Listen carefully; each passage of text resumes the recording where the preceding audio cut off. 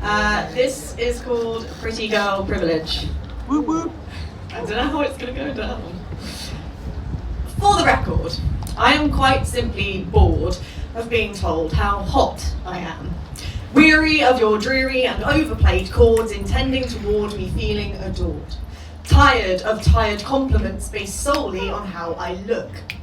Now, not that saying that you're a liar, though granted I'm not my biggest buyer, nor do I try to blow the fire to fuel a fractured ego higher. I just do not require more of your eager-eyed praises or downright creepy, long-ass gazes over a matter in which I have had no say.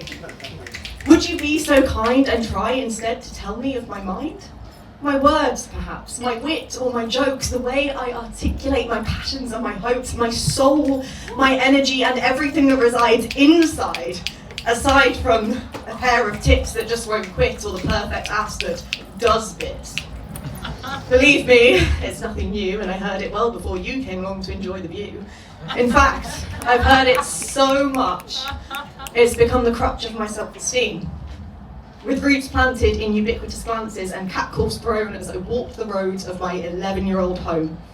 In an everyday battle against the girls at my school, in cruel MySpace comments and whispers in halls, those days when a set of straight and starred A's meant nothing if I didn't make the attractive grade. When deliberately placed behind the taps of a bar because, don't you know, fit girls sell beer better by far. Or being congratulated on having lost weight. Oh yes, please, give us a medal for the product of self-hate. Say that again. Yeah, say that again. Or being congratulated on having lost weight. Yes, please, give us a medal for the product of self-hate. When lessons of your worth are birthed with beauty coming head first. I've had enough of you looking at me in doe-eyed surprise when you cannot surmise why a girl who looks like me could know a thing or two about whiskey. I like a Lefroy and some people say it's too peaty. Who has not 1 but 2 degrees and reads constantly, has ideas and opinions of her very own and is perfectly content with being alone. Somewhere in here there's a girl that knows that she is worth more than the meat on her bones, the way her eyes were shaped and muscle sewn and hair grown and skin toned. But she is warring with a relentless force, a ruthless scrutiny of her form which reinforces a repulsive norm.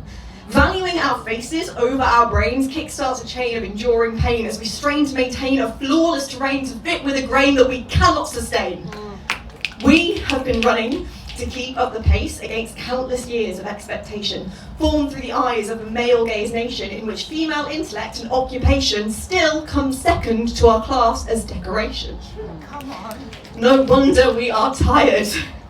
And it makes me rage that a precedent is set at so young an age, a bar raised and a future paved where what we display is the rent that we pay.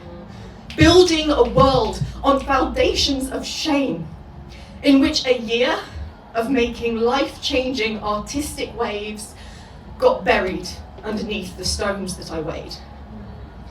Why does beauty gain more accolade than the difference we make or the paths we create? Was it just in the evolutionary race in which the shape of my face would grant me a mate so I could sufficiently procreate? Does it keep us alive, less likely to die at the hands of those who like the look of our thighs? I think you'll find it's the opposite.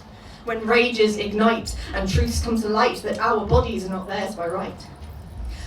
But hey, maybe I am just a pretty face and all the rest is empty space, and so I guess when all of this goes, I'll just have nothing left to show. But just in case, I wanted it known that I am not a lone voice simply bemoaning for groaning's sake. There is a collective ache beneath the rake marks littering our skin from repeated attempts to tear flesh from limb in a bid to fit in. I do not condone throwing fishing line pleas for gratification to compensate for my self-deprecation. But the next time you're in deliberation about the next stage of your incessant flirtation, just know it's not that I'm ungrateful or resentful of my situation. I'd just much rather have an actual fucking conversation than be the target of yet another one-sided masturbation.